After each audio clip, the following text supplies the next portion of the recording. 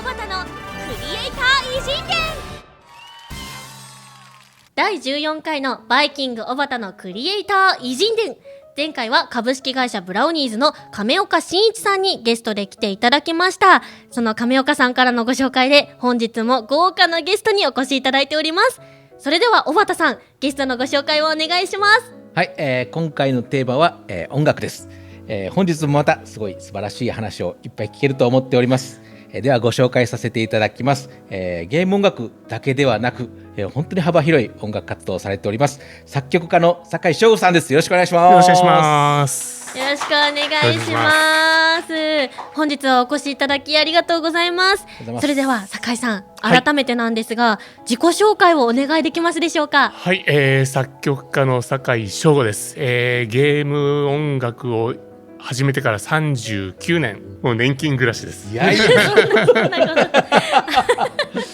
はい、よろしくお願いいたします。よろしくお願いします。そして、進行役はバイキングの広報キャラクターハロー光が務めさせていただきます。よろしくお願いします。はい、では企画に入る前にですね、前回のゲストの亀岡さんから酒井さんに向けてメッセージを預かっておりますので、そちらをご覧ください。はい、酒井さんご無沙汰してます。今年はまだお会いしてませんね。酒井さんもフリーになってもう2年ぐらいになるんですかね。今まではその任天堂系の会社にいたということで、任天堂っぽい作品ばかり携わってきたと思うんですけども、これからもせっかくフリーになったんでね、PS とか他のトリプル A 作品みたいなちょっと重い作品もちょっと携わって見てもらえるとすごく興味があるんで、そっちの方にもちょっと可能性を広げてみてください。あとは、今年の確定申告まだ僕受けてないので去年どんぐらい荒稼ぎしたか確定申告もお願いします。はい、ありがとうございます。酒井さんいかがでしたか。荒稼ぎなんかしてないです。何言ってんですか。亀岡さんも僕のことも知らないで。あんな言われると困っちゃいますよね。確定申告の報告の試合もしてるわけではないんですか。税務調査なんかのご相談なんかを亀岡さんにしたことあります。はい、今年まだお会いしてないっておっしゃってましたけども、お会いできたんですか。いや、してないですね。まだされてないですか。してないですね。去年うちに遊びに来たのはあれいつだろう、秋かな。じゃあもうだいぶ、はい、そうですね。もう1年近く会ってないかもしれません。1年近く会ってないメッセージが面白いですね。それでちなみに亀岡さんからですね、はい、酒井さんは無類の猫好きという情報が入っておりますが、こちらは本当なんでしょうか。もう好きを超えてなんでしょう。もうなんだろうな。なんだろうな、猫はもうマイライフみたいな。そうですね、人生かもしれません。はい、ありがとうございます。後ほどね、猫ちゃんの話もぜひ聞かせていただければと思います。はい、では早速企画の方に参りましょう。題して教えてください酒井さん、名クリエイターに聞いてみたい一問一答。今回の一問一答では酒井さんのお人柄にフォーカスして質問していきたいと思います。はい、ではまず一つ目の質問です。ご趣味は何ですか。強いて言えば、猫かもしれません。まさにそこなんですね。学生時代に熱中していたことは。バンド活動ですね。いい話が聞けそうですね。また後ほど聞かせていただきます。学生時代1ヶ月でピアノを習得したという逸話は本当ですか。ある意味本当なんですけれども、実を言うとピアノを持ってないんですね。ですからその1ヶ月で、スタジオを借りて習得したっていうのは、確かにその通りです。でそれでお金をいただいてしまいました。人生で最初に購入した楽器は何ですか。ギターですね。モーリスっていうところの、W25 っていうギターで、それはその後ずっと使ってます。はい、いろんなところで、ゲームとなって音が世界に流れてます。アイギターですね。はい、音楽の道からあえてゲームミュージックへ移行されたきっかけは。それしかなかったっていうのが事実です。ゲーム業界ってもの自体がその大学を卒業した時にはなかったので、なのである時ゲーム会社がサウンド募集、作曲募集と書いてあったので喜んで募集したのが事実です。他の音楽仕事と比べてゲーム開発の音楽ならではの最大の違いってありますか。一番はやっぱり、制限との戦い、いろんな制限があります。それと今、自分でフリーで作曲をやってみて分かるのは、ゲーム音楽はとにかくやっぱり速い。この速さはやっぱりゲームならでは、ゲームしかないですね。この速い音楽を作らされるっていうのは。もし音楽家の道に進んでいなかったら何をしていましたか？僕は川崎出身なんで、そういった人がいっぱいいたんですけども、プー太郎っていう川崎で言ってたんですけども中学の時代にもやっぱりね、学校の中でそういう人が寝てて出たりしてましたけど、寝てて出たんですか？やっぱりですね。学校の中でですか？はい、酒井さんにとっての理想のサウンドクリエイターはどんな人ですか？やっぱりね、サウンドをやってるととにかくメンタルを削られることが多いんですけども、それが強い人がもう理想のサウンドクリエイターですね。音楽にまつわるタイミングで一番好きな瞬間はありますか？譜面を書いたものが実際の生の演奏となって音楽家に演奏された瞬間、これはもう本当に何者にも代え難い鳥肌ものか、もしくは頭を抱えるもう最悪な状況にどっちかになります。紙一重なんですね。はい、今後チャレンジしたいことは？左うちわの印税制です。荒稼ぎしないといけないですね。やっぱり荒稼ぎを。荒稼ぎしたいですね。ありがとうございます。ではこちらが一旦、酒井さんに聞いてみたい一問一答でした。小畑さん、より深く聞いてみたい話いっぱいありますけど、でも一番最初の猫をもっと聞きたいんですけど。そうですね、猫ちゃんの話は聞きたいですね。はい、僕はもともと犬派だったんですね。ずっと、小さい時から犬を飼っていて、結婚を機に猫にハマってしまいまして、結婚機にっていうのは奥様の、妻が猫を飼っていて、じゃあワンちゃんと両方っていうのはあんまなかったんですか？やっぱり犬がね、街をうろうろ歩いてるってことはないんですけども、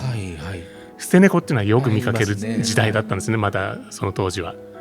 で捨て猫があるっていうと、もう引き取ったりとか、それで避妊去勢をしたりとか、そういう動物愛護のことに片足を突っ込んだら、もう何でしょう、もうズブズブなんですよ。酒井さんすいません、ちょっと6匹ほど預かってもらえないって言われると、いいですよって預かるんだけども、それを里親に出すつもりでいるんですけども、出せなくなってきちゃうんですよ、だんだんと。猫ちゃんとワンちゃん両方飼うって結構難しかったしないですか？当時は犬は外で飼ってました。で猫は家の中で飼ってました。最大で犬猫合わせてどれくらいの数飼ってたんですか？34です。同時にですか？同時に34。スマブラ DX の頃ですね。それキャラクター数ぐらいの感じですね。いや、キャラクターを超えてます。すごい。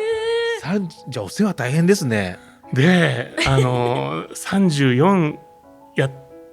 の中にいるんですけども、それ以外に外にも餌をあげてる場所があって、でそれも朝5時とかに車で運転してって、家からこう県境を越えてあげに行ったり。県境越えて、毎日ですか？毎日です。うわ、すごい。っていう、なぜならっていう、雨の日でもその子たちは待ってるんですよ、ちゃんと。それ雪の日でも裏切れないんですよ。それは言っちゃいますね。行かないとダメなんですよ。お家家の環境とかっていうのは、じゃあいろいろ大変なんじゃないですか？大変ですよ。だからもうね、もう壁はもうね爪で研がれてぐしゃぐしゃですし、そうですよね。あとやっぱりマーキングする猫もいたんで、以前一度なんだっけ、桜井さんがこんなマークのゲームなんでしたっけ？メテオス。メテオス。はい。メテオスのサウンドをどうするかっていう時に、あれを結局桃井くんっていう人に渡したんですけども、酒井さんちで打ち合わせしたいって言うんですね。猫に触りたいらしくて。桜井さんも猫好きなんですか？猫好きなんです。で酒井さんちで打ち合わせしたい。ダメです。あんな臭いところに来させられません。あなたが思ってるほど甘くないですよ。甘くないですよ。じゃあ結局来られなかったんですか？お断りしました。猫ちゃんは特にですもんね。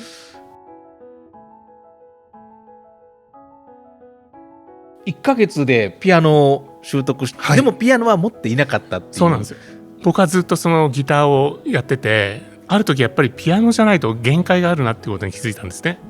やっぱり音の感じがやっぱりピアノで抑えるとって分かることがある。でこれはやっぱりギターからピアノに転換していくべきだなと思って、近くの市民会館とかでピアノを借りて練習したりとかしてたんですけども、あと川崎だったんでスナックがピアノ弾き語りをやってバイトしたりとかで、そんなこともやってたんですけども、ある時にその音楽教室のボーカルスクールっていうところが生徒さんの発表のためにバンドをつけると。でそのためのピアノ弾きがいないと。で喜んでやりますで、発表会があるんで、それの4月にある発表会の1ヶ月前から午前中のここからここまでなら自由に使ってください。で1ヶ月後にピアノでやっていただきますよ。でそれで6000円のギャラ。その時点でピアノはほとんどまだやったこと、いやその弾き語りのお店でやったりとかしてたんで、ある程度弾けたんですけども、お金をちゃんとそうやって演奏して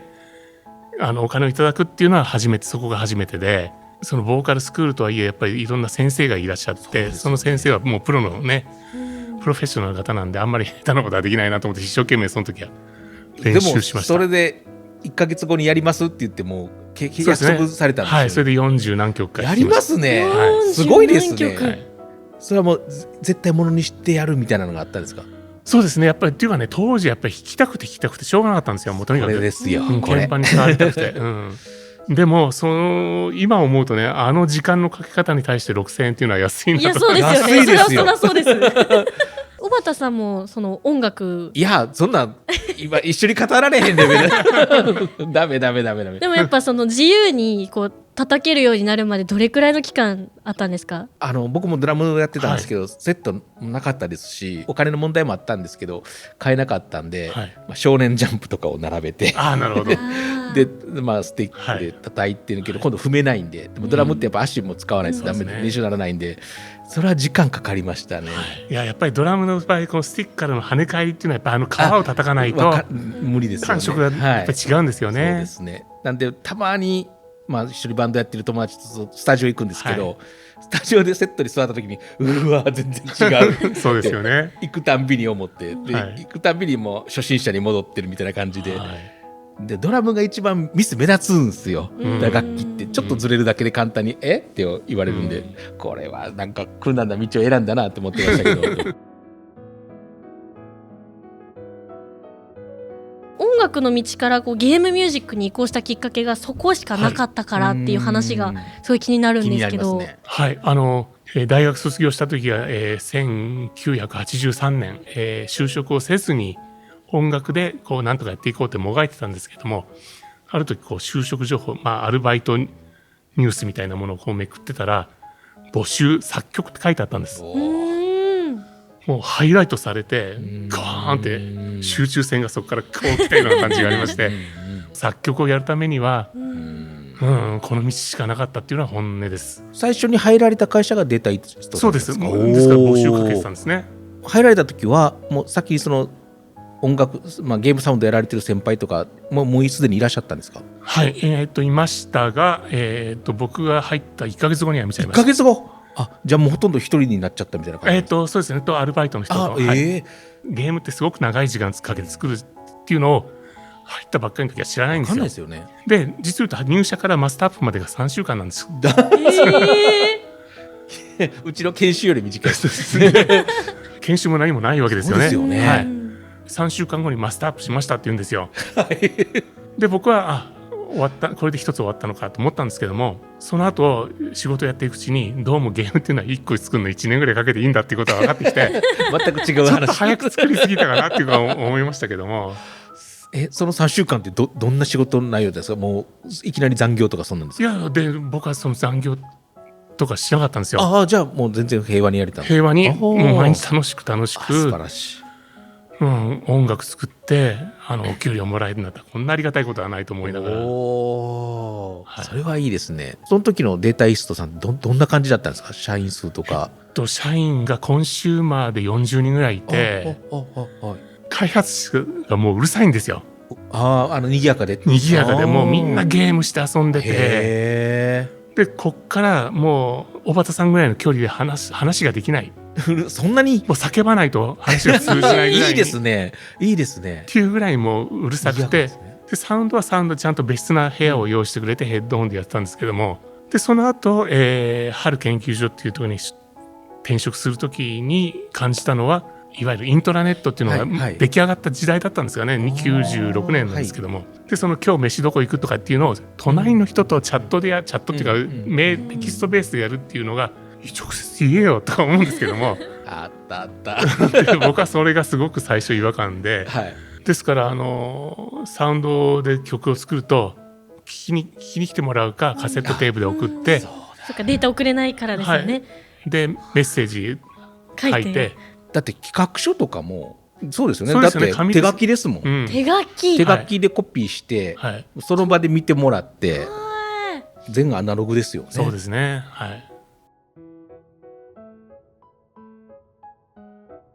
音楽家作曲家として音楽の仕事させていく時のメンタルの逆にキープの仕方とか、削られた時の回復のさせ方とかって坂井さんなりにどういう、やっぱり猫ですか？いやもう寝ることですね。寝ることですか？音楽ってやっぱりなんか自分の身から出たものに近いですよね。やっぱり一人称にって作るものなので、やっぱり否定されると結構しんどい。しんどいけれども、視線をこう上の方から自分を眺めて、やっぱりそれを切り替えなくちゃいけないなと思うんですね。でやっぱりそのお客さんに一番近いところにいるっていうのはディレクターであって、お客さんに近い目を持ってこういう否定の仕方をしてくるんであれば、それはやっぱりそのお客さんに出した時に同じ否定をきっとそこでね、袋叩きにあって2チャンネルで袋叩きに会うよりかは、ディレクターからもう直に言ってもらえたんだったらそれは良しとしましょうと、むしろありがたいことだというふうに切り替えてやるけれども、やっぱり時々曲がなんでダメなんだとかやっぱり時々思います。やっぱりまた蒸し返してきちゃうんですね。それはやっぱり彼が言ったことは正しいんだということは自分に言い聞かせるように、するようにしてコントロールしていくしかないのかなと思いますね。全部自由に作って、なんかそれをこう売れるか売れないか分からないですけど、やってみたいみたいな、そういう衝動とかっていうのあったりするんですか？すごく僕の中ではマグマのようにあると思ったんですけども、いざフリーになって自由になると、好きなことやっていいよって言われると、何やっていいのっていうのがあって難しいところですね、ここは。そうですよね。逆にどうせ、否定じゃないですけど、こうじゃないって言うにしても、こういうとこ抑えて言ってほしいとかっていうのあります？かなりこう直にはっきりと言われた時代があったんですけども、なんでしょう、最近はいろいろとそのハラスメントの指導とか、研修とかあるようでそうですね、なんか褒めから入ってくれるんですよ、皆さん。こっちはむずがゆいんですよ。なるほど、逆に、逆に早く結論言ってください。なるほど、いいからそういう優しさはっていう、そういういい優しさはいいから早く悪いとこ言ってほしいとも思うんですよね。ただその前にすごく今回の曲良かったと思いますみたいなことから入るのはもうやめてほしい。わかるわ。そうですか。若い人は逆にやっぱりその方がいいんですかね。多分、慣れてないんだと思うんですよ。いろいろストレートに言われることが、学生の方に逆にこちらから質問するときに、会社を選ぶときとか、自分が入りたい企業ゲーム会社、どういう観点で選んでます、とかって言ったら、仲がいいところです。皆さんが和気あいあいと平和にゲームを作ってるところがいいですっていう、で自分はどういうふうに接していきたいですかって言ったら、とにかくみんなの意見を聞いて仲良くやっていきたいです、いやそれが悪いとは思わないけど、一番重要視してるポイントがそこなんだっていうのが、もう10人に聞いたら 7,8 人がそういう感じですね。作ることが目的じゃなくて出来上がるものが目的やから、そこがね。でもうちも今ちょうど新人が研修をずっとやってるんですけど、後半の研修ってゲームを自由に作っていいっていう研修なんですよ、3人ぐらいのチームで、で今年は7チームぐらいちょっと多いんですけど、やってて、揉めてるチームはめっちゃ揉めてるみたいで、で周りの先輩とかめっちゃ揉めてて、あそこのチームすごい言い合いとかしてるみたいなんですとか言ってすごい心配してるんですけど、僕とかは揉めたらええやんっていう、揉めずに言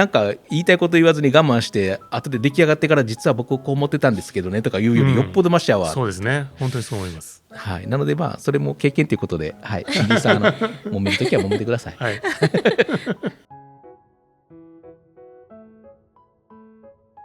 やっぱ制約がある中でのゲーム、やっぱり音楽作りっていうところを具体的にいろいろ苦労話とか、はい、今でもこんなんありますよみたいな話をもしあれば聞いてみたいんですけど。昔ファミコンとかをやってた時は、まず容量ですね、はい、例えば音1個鳴らすために、1バイト使い、それの音程を書き長さを書きってやると3バイトぐらい使う。でそれが曲として3音同時になる4音同時になるってなると、1秒パッてなるために音を作るともうそれで12バイトで 8K って何バイトだ、8000いくつかですよね。ドライバーがそのうち 3K ぐらい作ってるんで、5000個の音を書いたらおしまい。あっという間ですよね。サブルーチンってなかなか分かりにくい話なんですけども、とにかくネスティングを組んで、節約の共通な使い回しをやるんですよ。でそうやって作るんで、もう頭がもうウニのようになって最近でもあります、ゲームならではのなんか苦労とか。最近の苦労はやっぱり BPM の問題です。とにかくゲームの音楽は速いんで、僕はやっぱり生演奏から入ってきた人間なんで、こんなの演奏できないよって思うものをもう手がつるだろこの速さだと思うんですけども、それを求められると、求められるんだからしょうがない、やるしかないと思うんですけども、機械はねその単位を変えるだけでそれ追随してくれるんで、いいんですけども、自分の中の価値観としてはこれはないなと思うんですね。だけどもやっぱりボスと戦ってる時はこの暑さだよとか言われると、いやそれは分かりますと思います、はい。お願いしてる立場の方なんで僕はすいませんって感じ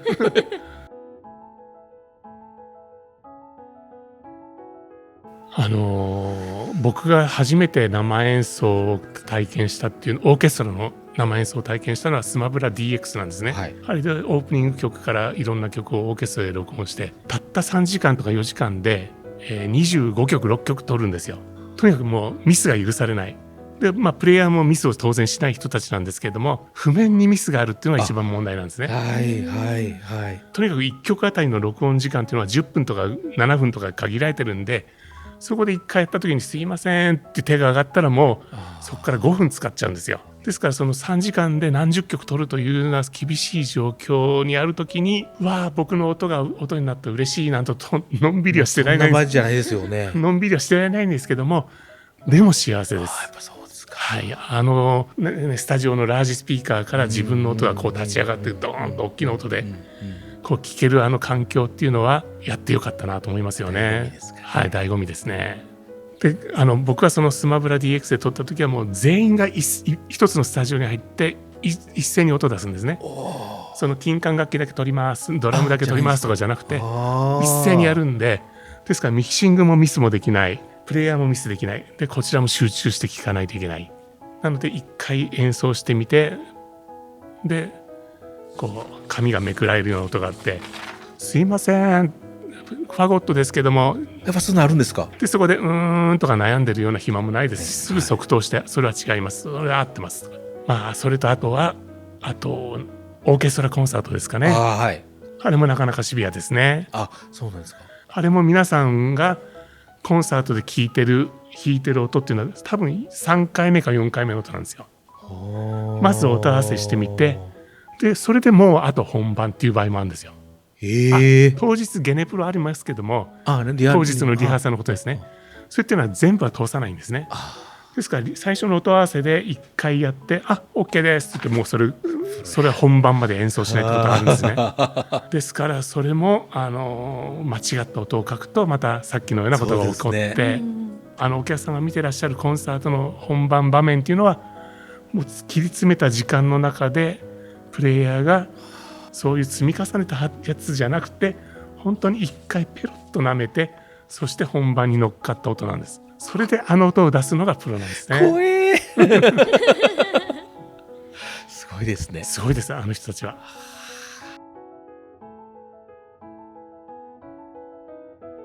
いいんですかね。はい、7月から放送が始まるんですけども、魔法少女リリカルナノハって、あれが20周年で新しいシリーズが7月から始まるらしいんです。劇中で流れる専用の曲が欲しいっていうことで書かせていただきました。アニメっていうのはライブで使われたり、ビビデオで二次利用が多い二ですよね。次利用が多いんだよって多いんだよ。そ聞かされるんだよってそれは美味しいですね。なるたんびに出るたんびに。ヒットしてくんないかなと思うんですけどね。次回のクリエイター偉人伝は、最後までご視聴いただきありがとうございました。バイキングチャンネルではゲームがもっと好きになる、そんな情報をたくさん発信していきます。